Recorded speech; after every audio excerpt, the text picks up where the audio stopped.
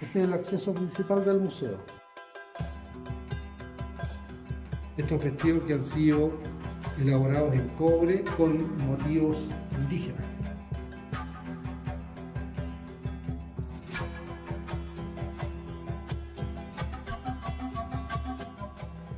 Fotografía histórica que son pasajes de la vida andina entre los años 40 y los años 70. El uso de la yareta, las bandas de músicos. Acá tenemos una maqueta que es de gran ayuda para los turistas porque les indica la ubicación de los distintos pueblos y tenemos cuadros con las distancias, las alturas también, donde están emplazados estos pueblos. Entonces aquí comenzamos con los primeros estadios de los cazadores recolectores que llegan a colonizar el desierto de Atacama. Ahí están sus restos de talla donde elaboraban toscos artefactos. No conocían ni la cerámica, ni la textilería, ni tampoco, mucho menos la agricultura, solamente ellos cazaban y recolectaban. Y esas evidencias las hemos encontrado acá en la zona y están fechadas entre los 10.000 y 11.000 años de antigüedad. Los distintos tipos de maíz que entrega el desierto de Atacama, la cestería, que son elementos para guardar los elementos y para viajar también porque son livianos. Eran como los utensilios de esa época, sí, ¿no? Y no son tan frágiles como las cerámicas, por ejemplo. Algunos elementos metálicos. Aquí hace 2.500 años atrás se fundía cobre.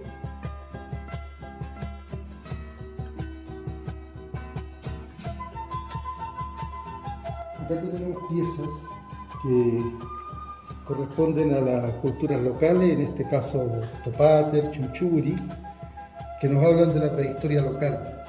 Tenemos una prehistoria bastante antigua, acá en el orden de los 2.000 años de antigüedad, y están sus elementos culturales que nos hablan de sociedades muy avanzadas, con ideas mágicos-religiosas, que eran gran complemento para el desarrollo del hombre andino en el territorio. Algunas piezas relacionadas con esa ritualidad, cómo se conserva el patrimonio arqueológico, cómo nosotros preparamos las piezas, cómo las guardamos. Estos son como los elementos que ocupan, ¿no? Parte de los elementos que se ocupan, cómo se clasifican. Estas cajas especiales que se hacen con cartón libre de ácido. Es para trasladar las piezas, ¿cierto? Correcto, y para almacenarlas también en los depósitos. Tenemos depósitos con miles de piezas, fragmentos de piezas, que es necesario resguardar para investigaciones de las generaciones futuras. La cestería, estos elementos livianos que servían para que el hombre pudiera viajar, desplazarse en el desierto. ¿Acá qué portaban en...? Bueno, estos se han encontrado con restos de maíz, quinoa, en lo que son las culturas antiguas. Las textilerías y cómo fue el comportamiento, cómo asimiló, cómo se produce ese cambio cuando llega el español. Cuando ¿cierto? llega el español, hay unas reconstrucciones de la ropa que se comenzó a usar en el mundo indígena, cómo los avasallaron, cómo los explotaron, cómo les quitaron sus tierras, y que en el fondo es lo que ha perdurado en el colectivo hasta el día de hoy. Algunos elementos relacionados con la textilería, sus artesanías, su folclore. También inserto en la música. Lógicamente que sí. Cómo se transculturizan los elementos que llegan desde otros lados, en este caso de otros países, pero cómo el nativo local los asimila. En este caso, algunos elementos que son de la actual Bolivia, aunque son líneas que ha puesto el hombre y ha dividido los países, pero la cultura es un eran como las mismas, ¿cierto? Es un ir y venir, claro, de riquezas culturales que se van intercambiando entre los pueblos. Usted me decía que está dividido el museo en dos, en estos momentos con este nuevo lugar, ¿cierto? La Sí. primera que habla sobre la vida. Allá sobre la geología, la vida, la paleontología, los restos de dinosaurios, la especie extinta, y acá desde la llegada del hombre al territorio hasta el futuro de la región. Ambos museos miden 50 metros, o sea, vamos a tener la historia del territorio de 100 metros.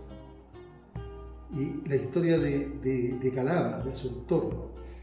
Algunos sacerdotes en Calama que la biografía del padre Luis, que contribuyó en gran medida al desarrollo cultural de nuestros jóvenes principalmente, los esclavos, estas se llamaban petacas, que eran como las cajas que usaba la gente antigua para los viajes y para guardar sus bienes. Están hechos en cuero de vacuno y es algo que traen los españoles. ¿Y cuántos años tiene? Más o menos. De acuerdo a los grabados que tiene, fácilmente tiene sus 100, 150 años de antigüedad. Pues qué cantidad de años. Ahí está Sí. cómo se vestían las mujeres. Los velos que usaban para las misas.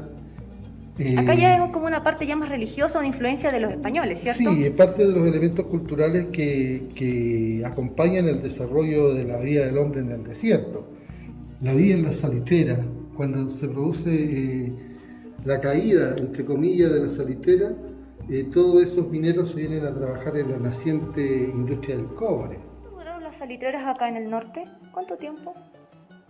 Aproximadamente 50 años. 50 años. Aproximadamente, en algunos casos más, en otros menos. Bueno, y es una actividad que aún no muere, sino que el auge, ¿no? Fue aproximadamente 50 años. Pero es una actividad que hasta la fecha todavía no termina, y esto está manifestado en Pedro Valdivia, en la oficina de María Elena. Siguen trabajando el tema como siguen salitrera. produciendo los derivados del salitrero, ¿no? Transporte Emilio Mendoza. Sí, le pusimos Transporte Emilio Mendoza porque don Emilio Mendoza es un historiador que tuvo Calama, muy significativo de raíz indígena, que falleció y él tenía su camión guardado y lo regaló al museo. ¿Qué sería este? Sí, Oh, qué lindo. Acá tenemos algunos elementos de la Guerra del Pacífico, algunas reconstrucciones de los elementos que se usaron en la toma de Calama, las piezas de artillería y las carretas pontoneras. Esas carretas venían con tablas y maderos que permitían la reconstrucción de los puentes, de los puentes que tenía el río Loa, porque era mucho más caudaloso que ahora, que habían sido destruidos por los bolivianos con el propósito que no pudieran pasar las tropas chilenas. Entonces ellos venían preparados con estas carretas pontoneras y reconstruyeron esos puentes que les permitió la conquista de la ciudad. Gorro original del soldado de infantería, algunos estribos y la vestimenta. Si usted se recuerda, en las otras piscinas vimos la vestimenta como ha ido cambiando a través del tiempo. Acá están como más influenciados entre el español, pero también con un poquito de rasgo de lo que quedaba de sus antepasados. Claro, también, y que es en el fondo lo que se vio mucho en la salitrera. La cantimplora, el agua, ya el desierto estaba totalmente hostil como en la actualidad, entonces había que preocuparse, era un elemento esencial. Los cartuchos, los tiros que usaron nuestros soldados en la conquista de esta tierra. Y ya comenzamos con una época ya más reciente, los años 40, los años 50. Cuando llega el teléfono. Cuando llegan los teléfonos, una reconstrucción de la primera iglesia que tuvo Calama. Oh, a verla, qué linda. Así era la iglesia antiguamente. Esta iglesia, claro, estaba ubicada en Balmaceda. Se incendió. Sí. Y ahí se comenzó a hacer. Y la cambiaron ahí a la plaza 23 de marzo, correcto. ¿cierto? Algunos elementos que nos hablan de esa historia, de esa época. Algunas artesanías en cobre. Mire la radio. Radios muy antiguas. No podía estar ausente Cobreloa, es parte de la historia de la ciudad. Campeón, zorro del desierto, mire, del oasis de aquel entonces. Sí. Mire, ¿y esa foto? Ahí está don José Santo, el gordito del bombo que le llamaban, que él es uno de los fundadores de la barra del Cobreloa. Don Vicente Rayos, el conjunto Alma Chilena del señor Ramírez, Chucky Camata, él hacía mucho folclore. Los hermanos Espinosa, creadores de la cueca Que lindo se ve Calama. Hombres que desarrollaron su folclore y lo hicieron parte de la ciudad. Hay una secuencia de cómo ha ido desarrollándose la zona, y por ende, ¿no es cierto?, Calama como parte de ella, su ferrocarril, los primeros automóviles, mineros antiguos, la construcción de las diferentes plantas en Chuquicamata, este es el caso de la concentradora. Lógico, estas son réplicas, pero que nos hablan también de cómo el nativo utilizó el cobre hace 2000 años atrás, con fines rituales, como un símbolo de prestigio, de poder. Bueno, acá están las maquinarias también, ¿cierto? Estos juguetes que hacían los mineros en la maestranza. Mire, la carcopirita, que creo que es característica acá en el norte, ¿no? Sí, los yacimientos de cobre están muy presentes. También aquí están los primeros periódicos de la zona, el Calamín, el número 1 de los Oasis, de 1954, Mire. hasta el número 50 que están encuadernados. El cobre, como viste, los mineros, lo nuevo que hay dentro de la industria del cobre, como son la minería subterránea. Ya más tecnológico, ¿cierto? Claro, la minería subterránea. Uno se maravilla cuando comienza a descubrir lo que ha sido la vida y lo que es la vida en el desierto de Atacama. Y ese asombro es necesario compartirlo.